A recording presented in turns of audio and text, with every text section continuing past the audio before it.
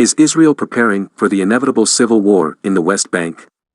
Are Israel, America and their Middle Eastern allies planning a strategy for the likely possibility of a civil war in the West Bank?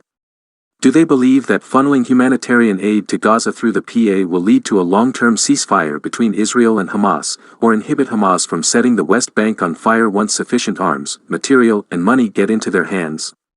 The attention of the international community is focused on Gaza, but Hamas apparently is one step ahead, strategizing with their Islamist patrons to find opportunities to move them closer to taking over the West Bank. Then they could impose Muslim Brotherhood control on the rest of the Palestinian state.